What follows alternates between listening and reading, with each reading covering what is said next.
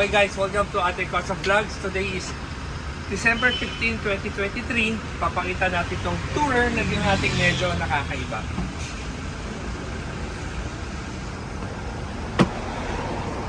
Okay guys, pagpasok mo, ang una mo makikita ay napakalinis na feeling. So meron siyang 32-inch na TV, center console, footrest, at saka itong table na lumalabas na ganyan. Tapos pwera dyan, itong controller niya ay touchscreen. So yan.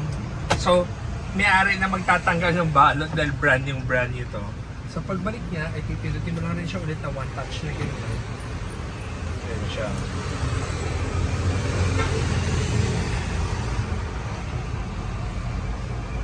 Tapos ito, pag i-recline mo, ayan.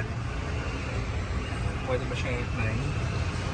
And then, naangat rin yung footrest niya, pero normal na, alam niyo na paano mga footrest. Tapos itong extension na to, patungan ng paa. Tapos meron siyang table dito. Tapos meron siyang privacy wall. So pagbaba siya, may abot siya sa driver or kakausapin niya. Pero kung sakaling gusto may privacy, aangat lang yan. Pero ito pag binaba.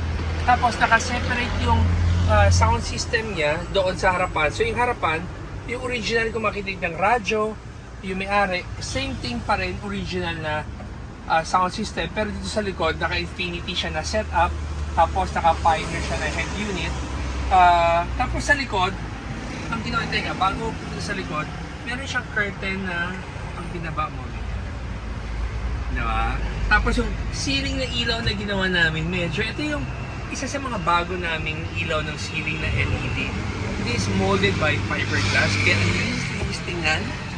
Tapos sa likod niya, naglagay siya ng isang double seater na upuan. Tapos may single seat dito.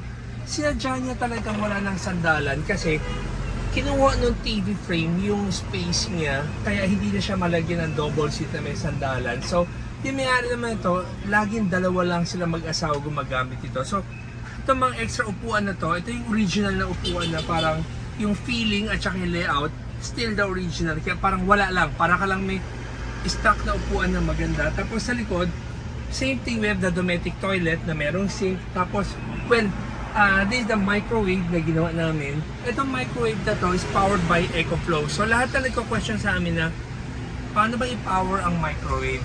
Kung gusto nyo ng microwave sa kotse, ang microwave mura lang, less than 5,000 pesos, meron ka ng microwave.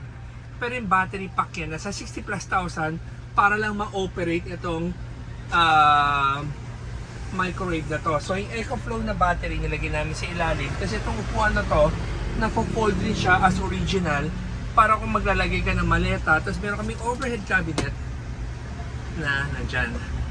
So guys, I hope na gusto nyo itong quick vlog namin about the Toyota Tourer. Kami mismo, bihira na ako nagpa-vlog ng Toyota Tourer na mga gawa namin. Ang bina-vlog ko na lang ngayon, more on yung mga medyo na iba ang gawa namin or bagong meron kang pinapakita na bagong design, which is like this one.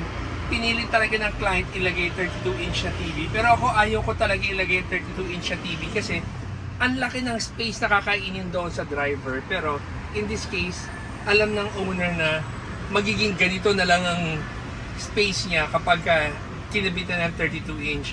Tapos meron sa ilalim, meron siyang coffee machine na nilagay. Tapos meron siyang karaoke. Dahil may-ari ito, napakahilig kumanta.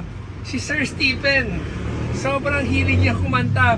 At saka si Sir Stephen, yung client namin ito, lahat ng imposible na hindi pa namin nagagawa, pinipilit niyang gawin namin. Pero at the end of the day, nagawa rin naman namin yung mga gusto niyang gawin.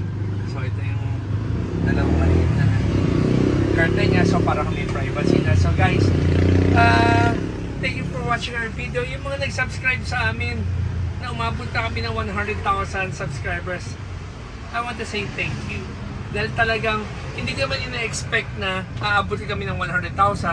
Baga nagba-vlog lang kami to show you guys lang what we do at saka ano yung passion namin. Pero again, I wanna say thank you for all the support. Tapos, guys, mga next video natin, marami tayong papakita na lineup ng mga celebrities na ginagawa natin na Toyota Tourer. So, guys, thank you for watching. Tsaka wanna say simple things ulit. Baga parang this Christmas coming na. So, busy tayo lahat. Again, huwag na natin kakalimutan the true meaning of Christmas, which is kay Christ Jesus. We have to give our time at saka reflect on things, what we do. Kung may naman kailangang ayusin, patawarin, forgive and forget. So guys, thank you for watching and always remember, Jesus loves you and God bless.